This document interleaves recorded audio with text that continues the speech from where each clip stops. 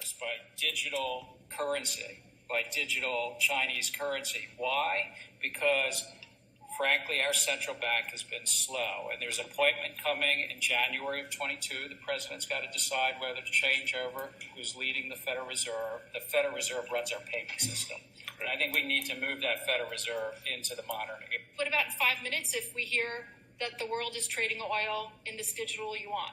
What does that do to our economy? With the technical testing phase of the FedNow service kicking off in mid-September, I want to particularly thank you, the early adopters, for the important investments you're making to prepare for the day when the FedNow service goes live. Together, we'll be ready to launch the FedNow service between May and July of 2023.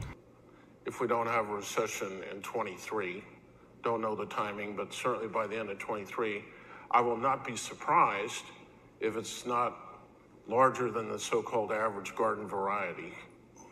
And I don't rule out, not my forecast, but I don't rule out something really bad. Why?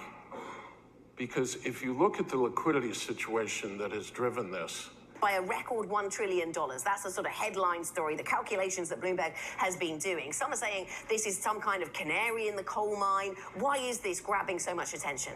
Great. Thank you, Anna. I've got a chart which I think encapsulates why this time it's a little bit different.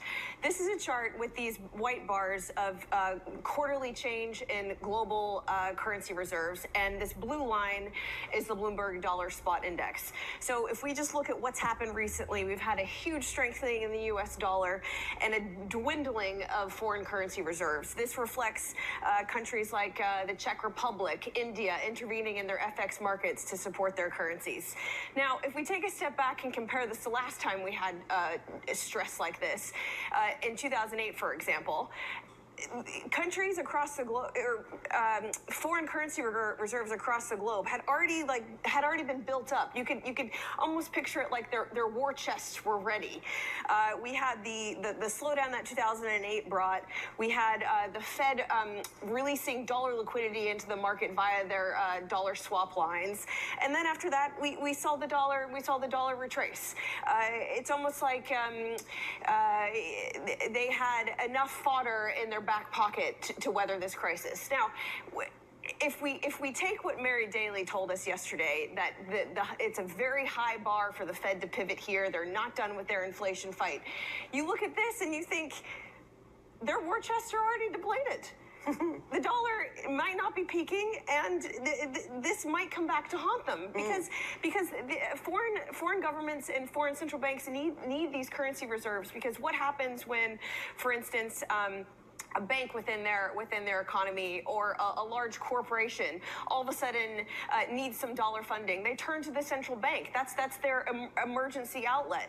The central bank then says, sorry, I'm already out. Yeah. This is almost dry fodder for cracks in the financial system to cause instability before inflation has started to reverse in the Okay. US. And we're going to be learning more about that as we go. But clearly, we're learning that things can be done from remote locations. We're learning that technology can replace people even more than we thought. We're not going back to the same economy. We're recovering, but to a different economy, and it'll be one that is more leveraged to technology. Let me close by just again thanking our early adopters. The input you've provided has been instrumental for our team as they've designed and built this service, and the time and energy you've committed to this effort is critical for a successful launch. I want to call on additional banks and core service providers to join your commitment to prepare for adoption of the FedNow service. This time next year, I hope we can all have a great sense of accomplishment in our shared effort to transform America's payment system for the digital era. Thank you.